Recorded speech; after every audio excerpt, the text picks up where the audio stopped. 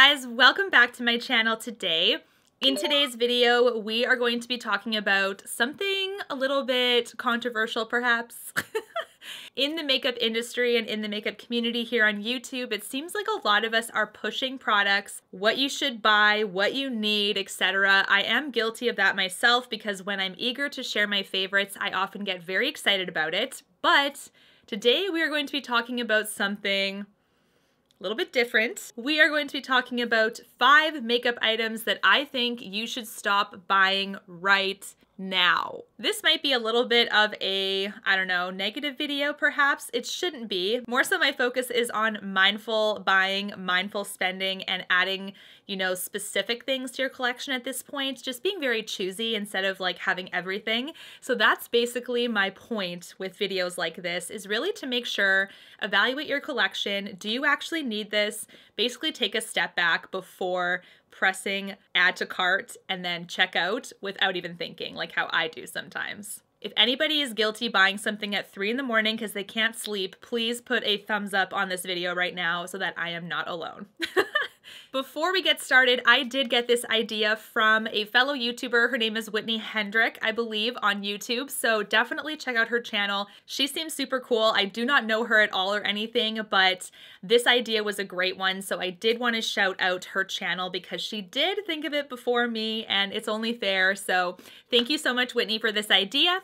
Now let's get right on to the video. The first makeup item that I think we all need to stop buying right this second are all-in-one face palettes with shades you cannot use. Oh my goodness. Now, I understand why brands do this. They want to build one product, basically, stretch as many skin tones as possible, and then call it a day. Really. The product that comes to mind right away is actually the Hourglass face palettes that always come out during the holiday season. These are the Ambient palettes. You guys know I love them. I do have a collection myself, but the thing that I keep reading in the comments sometimes when I do talk about them often is like, I really want this palette, but I can only use like 3 shades.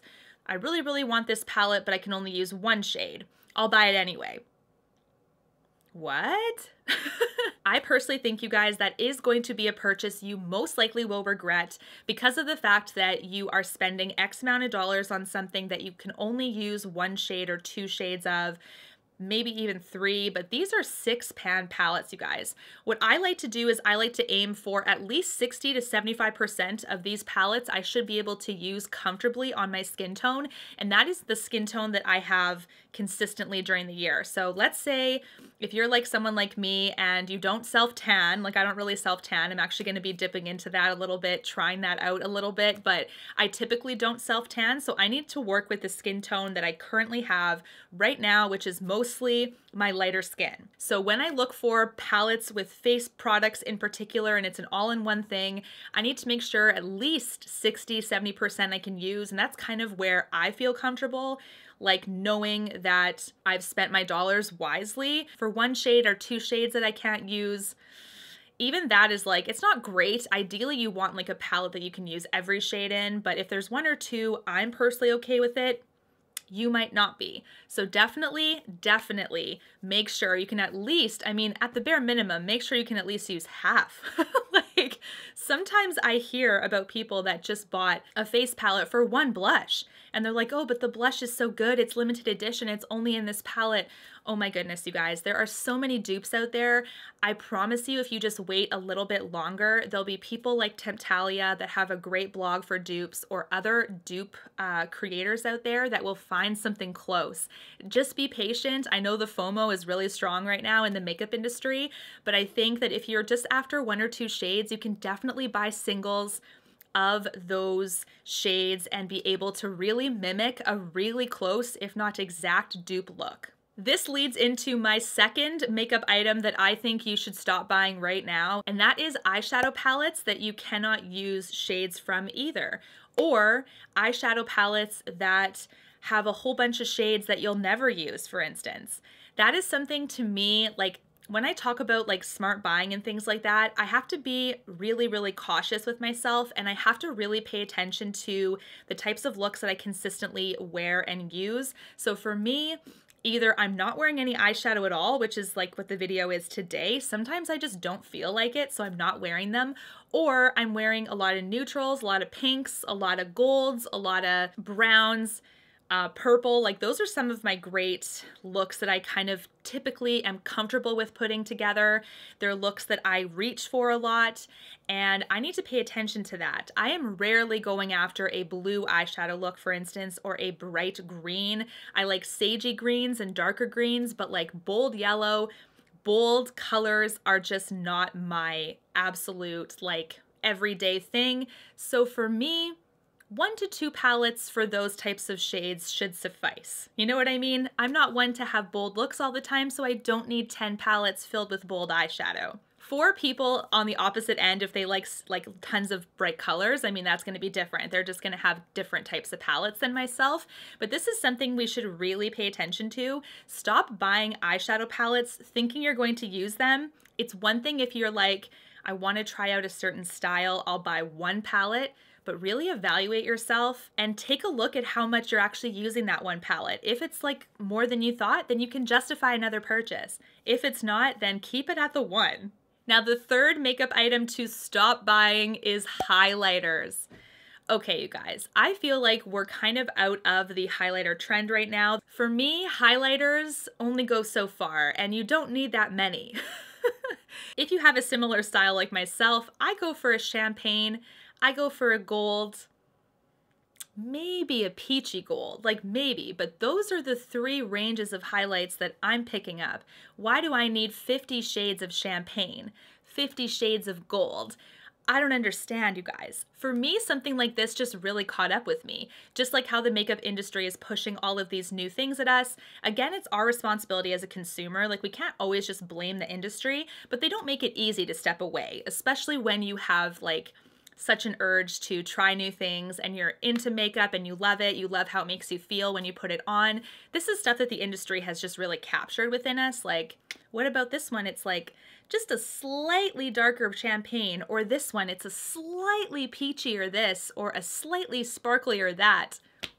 We don't need it. I'm telling you, we don't need it. And most likely, you don't need it. Really take a hard look at the highlighters that you typically wear and enjoy the ones that you've already invested in. That is something that I'm just gonna push towards you for right now. Like I said, I will typically, as a reviewer, I will buy like maybe a new formula or something like that, but I'm often buying, you guys, some of the very same similar shades over and over again, and that's something that I've identified within myself that I'm really trying to change. Okay, number 4 is gonna be one that you guys are going to laugh out loud probably. If you're like me, you love lipstick, and I just showed you how many lipsticks I had in my makeup collection video, so if you haven't seen that, definitely take a look at it, but I've already decluttered about half of those. I still have a ton, but makeup item number 4 is to stop buying nude lipsticks. Oh my goodness, this is something that I should really just listen to myself about.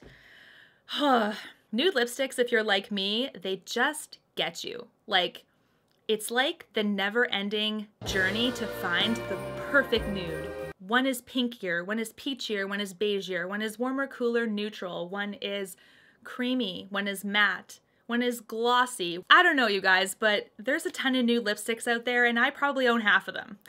Just kidding. The problem I get myself into every time I see a new one come up is, oh, well, this is an everyday color, I'll wear it all the time. Sure, but you also have 49 other ones, and you need to use those up or enjoy those too, or give them attention. Why else do you have them? Lipsticks expire just like all makeup does, and trust me, it broke my heart when I saw all of the lipsticks that I had, and some of them had started to smell bad that I only wore once or twice. So I knew that they were expiring, and I was like, really?